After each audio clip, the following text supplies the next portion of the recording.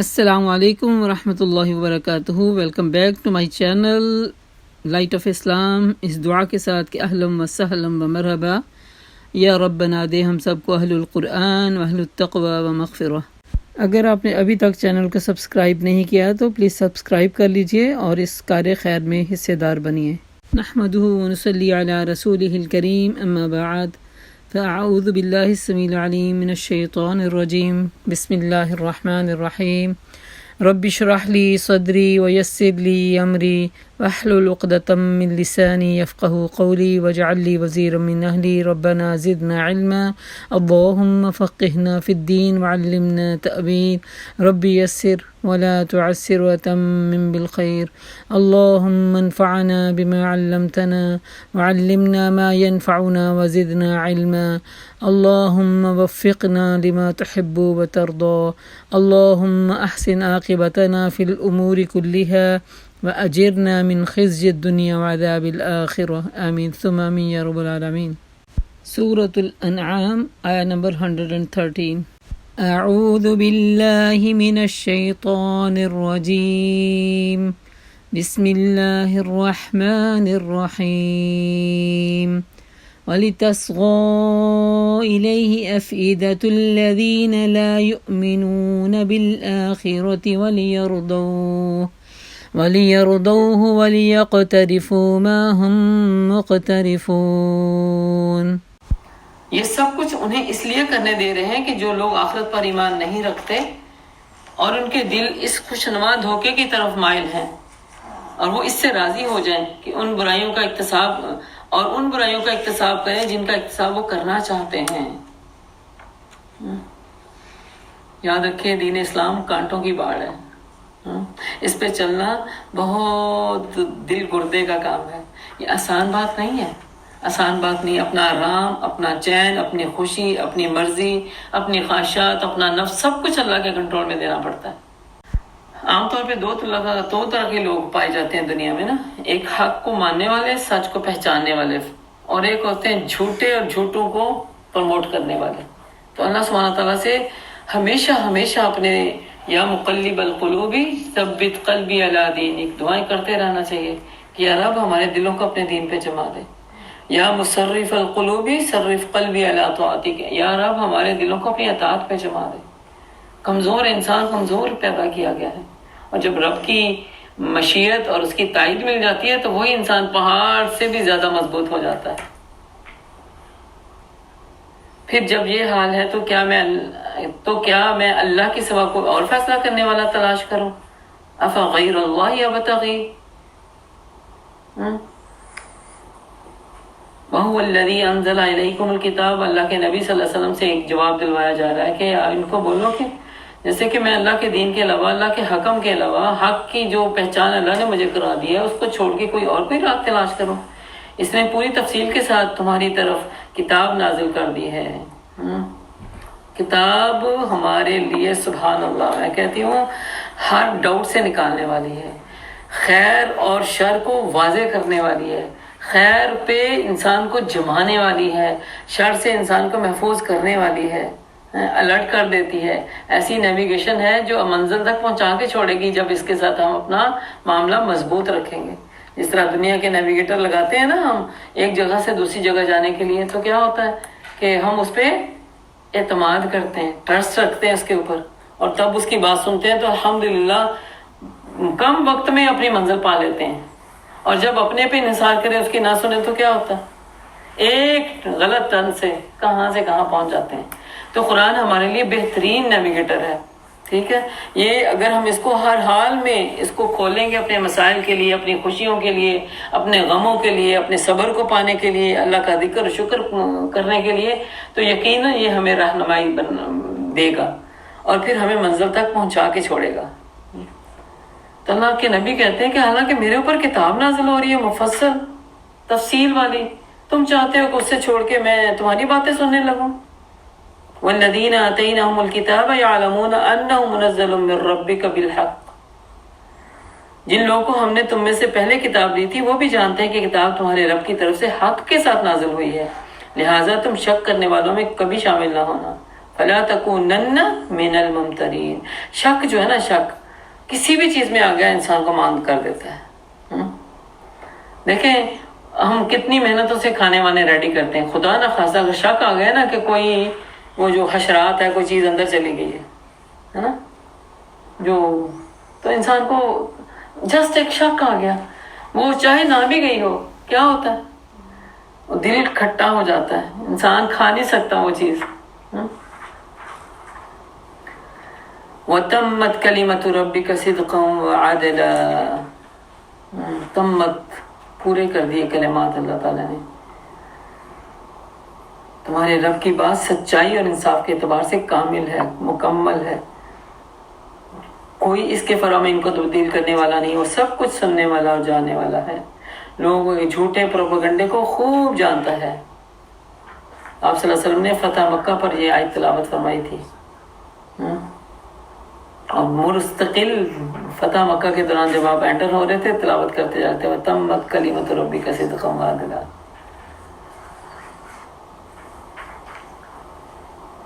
قرآن کامل ہے، سچائی والا ہے، عدل والا ہے، ہر تبدیلی سے پاک ہے.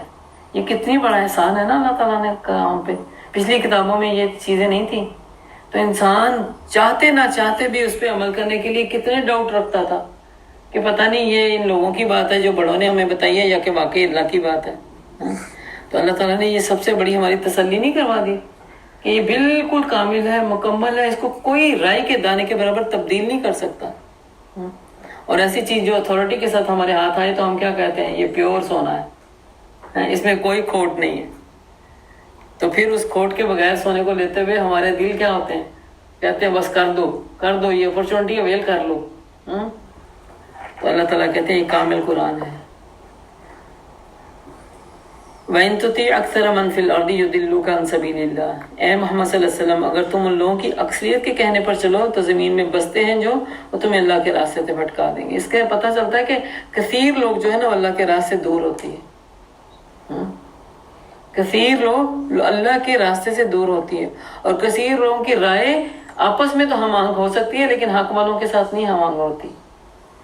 اور اب بعض اوقات لوگ کیا کرتے ہیں، سارے ایسے کر رہے ہیں پھر ہم کیوں نہ کریں، سارے ہی تو کر رہے ہیں. لا علمی کی وجہ سے ایک بڑی تعویل پیش کرتے ہیں نا، جب سارے کر رہے ہیں تو پھر دیکھا جائے گا جب ساروں کے ساتھ ہوگی نا ہم بھی کہیں نہ کہیں پورا کر لیں گے اپنا حساب. تو یہ وہی لوگ باتیں کر سکتے ہیں جو قرآن سے دور ہوتا ہے، یہ وہی لوگ ایسا سوچ سکتے ہیں جو اللہ کے نبی صلی اللہ علیہ وسلم کی زندگی سے بالکل دور ہوتا ہے. آج افسوس کے ساتھ میں کہتی ہوں کہ ہم نے اپنے قرآن کے ساتھ تو چلو تھوڑا سا وہ کہتے ہیں نا ثانوی سا تعلق رکھا ہوا ہے نا، اس کو یاد کرتے ہیں شوق سے، اس کو سمجھتے ہیں، اس کی قرات کرتے ہیں، اس کو انڈرسٹینڈ کرتے ہیں. نبی پاک صلی اللہ علیہ وسلم کی زندگی کو کتنا جانتے ہیں. جس کو جانتے نہیں اس کو پہچانیں گے کیسے؟ پیچھے اللہ سبحانہ وتعالیٰ کہتے ہیں نا وما قدر اللہ حق قدری.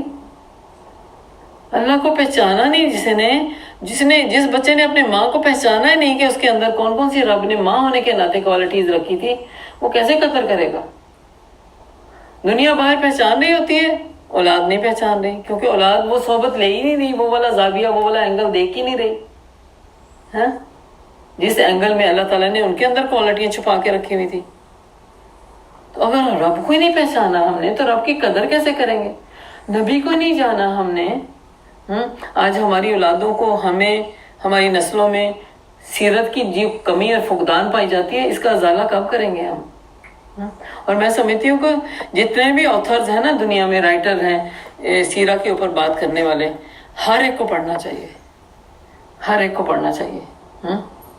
اس سے کیا پتہ چلتا ہے کہ پھر جب ہر ایک کو پڑھتے ہیں نا تو مزید علم پختہ ہوتا ہے.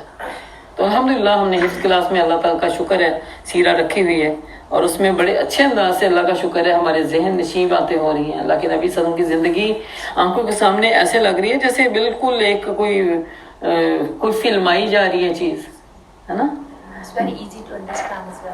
بالکل وہ آسان لفظوں میں کی گئی ہے. اور میں دیکھتی ہوں کہ ایک اور بھی کتاب ہے محمد صلی اللہ علیہ وسلم، ایک میرے پاس پڑی ہوئی تھی، میں سوچ رہی تھی کہ اس کو یہ جو ہم شروع کی ہوئی ہے اس کو فنش کر کے انشاءاللہ پھر وہ اس کو شروع کر دیں گے، ہے نا. تو یہ ہماری سیرہ کے ساتھ اٹیچمنٹ جو ہے نا وہ حتی الامکان رہنی چاہیے.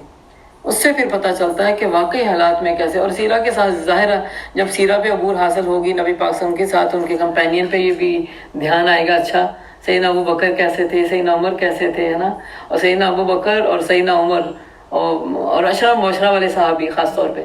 اور سیدنا ابو بکر تو نبی پاک صلی اللہ علیہ وسلم کے ساتھ ساتھ ایسے تھے جیسے گویا سیسا پلائی ہوئی دیوار. اور سیدنا عمر کا جو ایک اپنا ایک روب اور جذبہ اور ولولہ اور ایمان پہ ٹک جانا, سچ آ گیا تو بس اس پہ اب وہ کہتا ہے نا کہ وہ کیسے ہجرت کی تھی. کسی مائی کے لال نے ایسی ہجرت کی تھی, انہوں نے لوگوں کے دروازے کھٹکھٹا کے کہا تھا ہے کوئی جرت, ہے کوئی مائی کا لال آ جائے میرے مقابلے میں چھوڑ کے جا رہا ہوں مکہ اللہ کے راستے کے لیے. اور باقی مسلمان جو عام مسلمان تھے بیچارے کیسے ڈر ڈر کے نکلے تھے, راتوں کے اندھیروں میں نکلے تھے تاکہ کسی دشمن کو پتہ نہ چل جائے. تو یہ جرت کب آتی ہے, یہ جرت کب آتی ہے جب ہم اپنے پیاروں کو سیکھیں گے, سمجھیں گے, پائیں گے. کیونکہ انسان سے سیکھتا ہے نا. نقالی کرنا ہماری فطرت میں رکھی ہے اللہ تعالیٰ نے. ہم نقل کرنے والے ہیں. ہم اپنی ماں کے پیٹ سے بھی کچھ سیکھ کے نہیں آتے, ہم دیکھ کے کرتے ہیں. کسی بچے کو دیکھ کے اپنی ریت پکڑتا ہے, بڑے کو دیکھ کے ریت پکڑے گا. ہم اپنے جیسے لوگوں کو دیکھ کے ریت پکڑیں گے. اچھا اگر یہ کر سکتی ہیں تو میں کیوں نہیں, وائی ناٹ می, کہ میں کیوں نہیں, میں بھی کر سکتی ہوں. وہ بھی تو میری طرح انسان ہے, اس کے ساتھ بھی تو میری طرح ضرورتیں تھیں, اس کے ساتھ بھی تو میری طرح بال بچوں کی ذمہ داریاں تھیں, ہے نا. اگر وہ کر سکتی ہے تو وائی ناٹ می. تو اس سے پتہ چلتا ہے کہ پھر حوصلے کیا ہوتے ہیں, بلند ہوتے ہیں, انکریجمنٹ ملتی ہے. تو یہاں پہ اللہ سبحانہ تعالیٰ کہتے ہیں محمد صلی اللہ علیہ وسلم ان کثیر لوگوں کی باتوں میں مت آئیے. اگر آپ آ گئے تو یہ تو تمہیں راستے سے بھٹکا ہی دیں گے. وہ تو محض گمان پر چلتے ہیں اور کیا سرائیاں کرتے ہیں. کیا سرائیاں یعنی وہم گمان ظن پہ باتیں کرتے ہیں, ادھر کی ادھر, یہ ہو جائے گا وہ ہو جائے گا. ایسی باتوں کو اتنا پھر پروموشن دیتے ہیں کہ وہ بعض اوقات وہ کہتے ہیں نا سچی حق کو پانے والا بندہ بھی کبھی کبھی کانوں میں سن لے تو لگتا ہے کہ واقعی کوئی طوفان آنے والا ہے. ان ربک هو اعلم من یضل عن سبیلہ. در حقیقت تمہارا رب بہتر جانتا ہے کون ان کے راستے سے ہٹا ہوا ہے, کون سیدھی راہ پر ہے. کیونکہ ہدایت پانے والے تو سچے کھرے سنجیدہ طبیعت لوگ ہوتے ہیں. وہ ایسے لاابالی لوگوں کی چالوں کو جلدی انڈرسٹینڈ کرنے والے بھی بن جاتے ہیں. فَكُلُوا مِمَّا ذُكِرَ اسْمُ اللَّهِ عَلَيْهِ إِن كُنتُم بِآيَاتِهِ مُؤْمِنِينَ. پھر اگر تم اللہ کی آیات پر ایمان رکھتے ہو تو جس جانور پر اللہ کا نام لیا گیا ہو اس کا گوشت کھاؤ. آخر کیا وجہ ہے تم وہ چیز نہیں کھاتے جس پر اللہ کا نام لیا گیا ہو, حالانکہ جن چیزوں کا استعمال حالت اضطرار کے سوا دوسری تمام حالتوں میں اللہ نے حرام کر دیا. ان کی تفصیل وہ تمہیں بتا چکا ہے. حلال جانور کو کھانے کے لیے شریعت نے 2 شرائط رکھی ہیں. ایک وہ ذبیحہ ہونا چاہیے اور دوسرا اس کا خون نکل جانا چاہیے. ظاہر ذبیحہ ہونے کے لیے ظاہر اس پہ اللہ کا نام لیں گے تو وہ ذبح ہوگا نا. اللہ کے نام کو لیے بغیر اگر کوئی ذبح کر دیتا ہے تو اٹ مین کہ وہ پروسیس تو اس نے لے لیا لیکن اللہ کا نام نہ لینے سے کیا ہوتی ہے, بے برکتی ہوتی ہے نا. بعض اوقات ہوتا تھا نبی پاک صلی اللہ علیہ وسلم کے دور میں اگر اہل کتاب میں سے کوئی گوشت گھر بھیجتا تھا تو آپ صلی اللہ علیہ وسلم نے کہا کیونکہ کیا تو انہوں نے ذبیحہ لیکن ہمیں نہیں پتا اللہ کا نام لیا کہ نہیں لیا, تو پڑھ کے اس کو استعمال شروع کرو. کیونکہ ہے تو طریقہ حلال تھا مگر چونکہ اللہ کی نام کے بغیر ہو سکتا ہے. اسی طرح کوئی چیز کھانا کھونا دیتے ہیں جیسے ہمارے گھروں میں کھانے آ جاتے ہیں, ہے نا. محلے والے ہمسائے الحمدللہ پریکٹسنگ مسلم ہوں تو کوئی شک نہیں کہ انہوں نے بسم اللہ پڑھی نہیں ہوگی.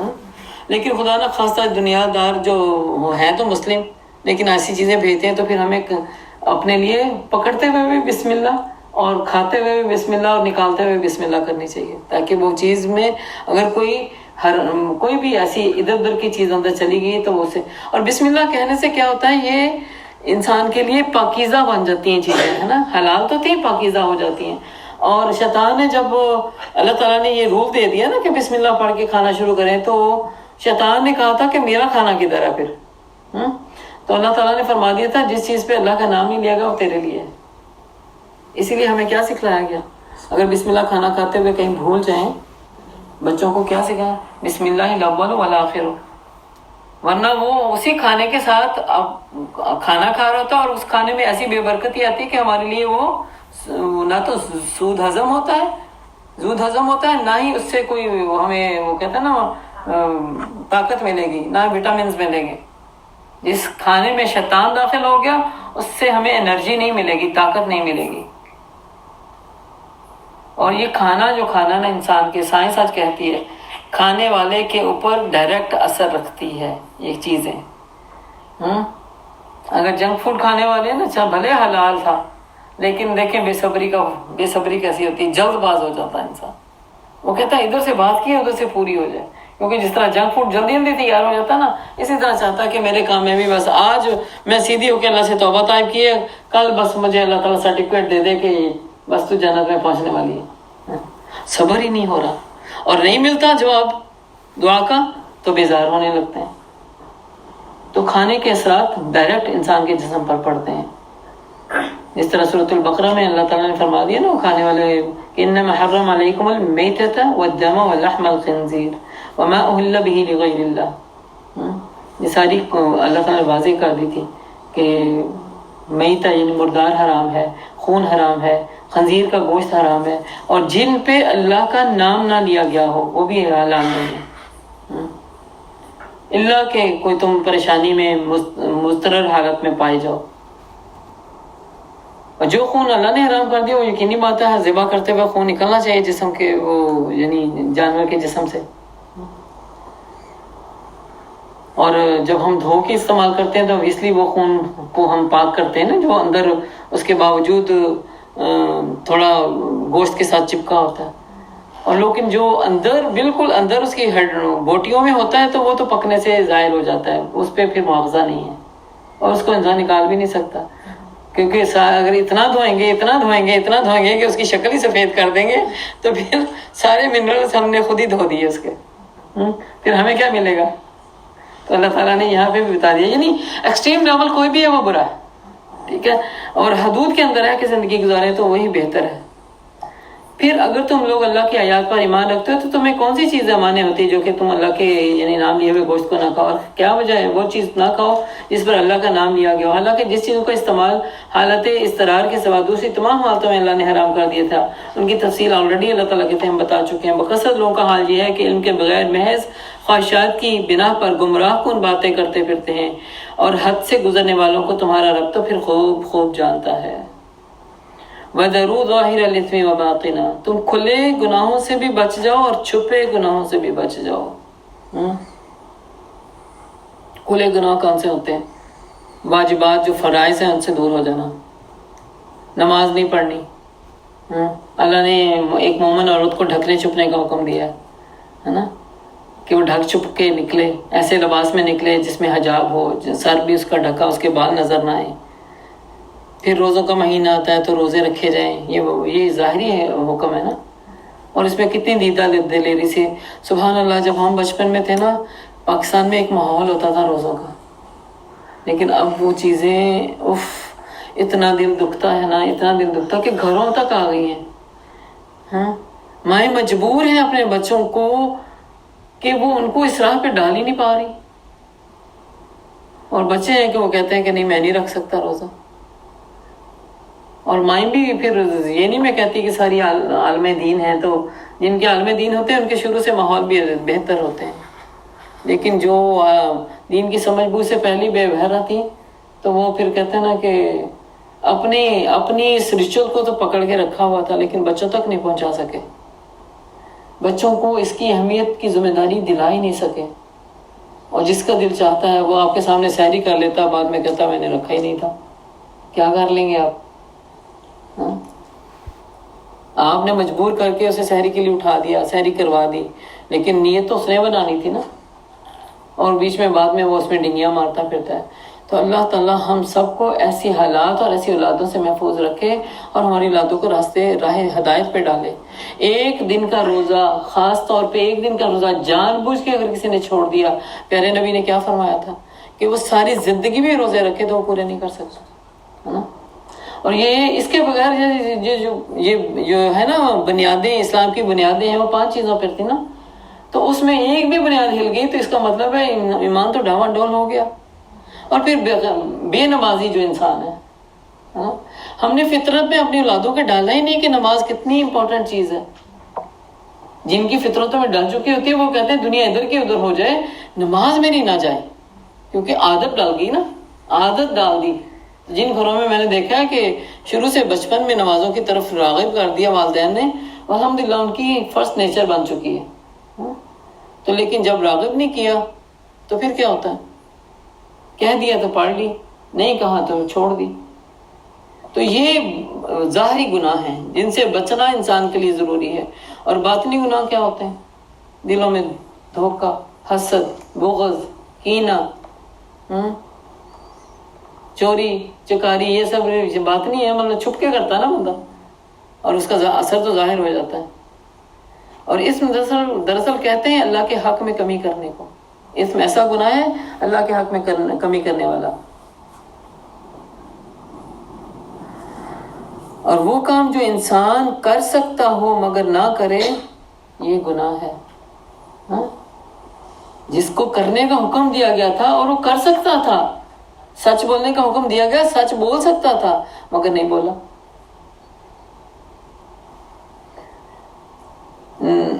ایک صحابی ہیں نواس بن سمعان رضی اللہ عنہ، وہ فرماتے ہیں کہ میں نے اللہ کے نبی صلی اللہ علیہ وسلم سے، ان سے مروی ہے، روایت ہے، اور نبی صلی اللہ علیہ وسلم نے فرمایا کہ گناہ تو وہ ہے جو تیرے دل میں کھٹک جائے. بعض اوقات ہمیں بھی ہوتا ہے نا کوئی چیز ایسی جو کہتے ہیں نا کہ کسی کو پتہ نہ چلے، یا پتہ چلی تو ہمیں پریشانی ہوتی ہے، اور انسان اس بات سے ڈرے کہ لوگوں کو پتہ نہ چلے. مقصد یہ ہے کہ ظاہری اور باطنی سارے گناہ چھوڑ دو. ظاہری گناہ مشرکین کی طرف سے جو کیا تھے، غیر اللہ کو پوجتے تھے، چڑھاوے چڑھاتے تھے ان کے نام پہ. پھر ہے کہ انسان اگر جیسے آج ہمارے اپنے اولادوں میں دیکھتے ہیں دین سیکھنے سکھانے والے ہیں، مگر ایک نماز کو رائج نہیں کرتے اپنی زندگیوں میں. پھر علی الاعلان حدودوں کو توڑتے ہیں. اسی طرح ایک مومنہ عورت کا حجاب نہ کرنا، اپنی زینت دکھانا، اور کیا کہتے ہیں جب اللہ چاہے گا کر لوں گی. آپ نہ فکر کیا کریں. تو اللہ تعالیٰ اپنی اختیار کو اللہ پہ چھوڑ دینا.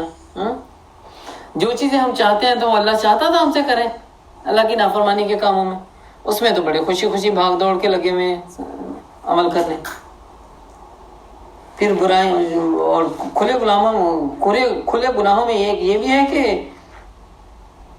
تانے دینا، دوسروں کو تانے دینا، لڑائی جھگڑے بحث کی باتوں کو اجاگر کرنا. اور باطنی گناہ جیسے ریاکاری، دھوکہ بازی، سامنے تانے دینا بھی اور چھپ کر بھی باتیں کرنا، غیبت کرنا، بدگمانی کرنا، حسد، بغض، بخل، تکبر وغیرہ، سارے وہ گناہ ہیں جو باطنی ہیں. جبکہ مومن کا تو ظاہر بھی اور باطن بھی سملر ہوتے ہیں. اگر ظاہر اور باطن سملر نہیں تو پھر تو کہاں جا کے رکنے والے ہیں، کہاں جا کے ٹھہرنے والے ہیں؟ اس گرے ایریا میں، جس سے بچنے کی ہمیں پوری 100% اویئرنیس کی ضرورت ہے. کبھی بھی اس سے ہم خائف نہیں رہ سکتے، بے پرواہ نہیں رہ سکتے کہ ہم یہ سوچیں کہ چلو ہم تو مومن ہی ہیں. نہیں.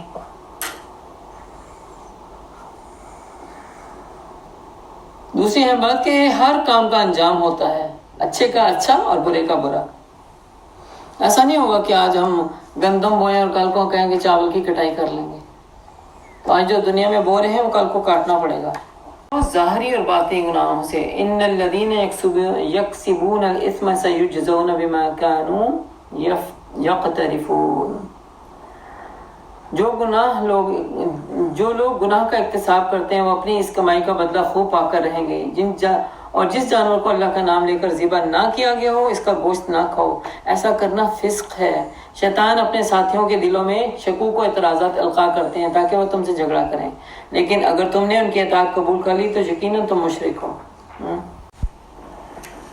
تو یہاں سے پھر وضاحت کے ساتھ کہ ذبیحہ وہ ہے ذبیحہ جس پہ اللہ کا نام لیا گیا ہو، وہ کھانا چاہیے، ادروائز نہیں کھانا چاہیے.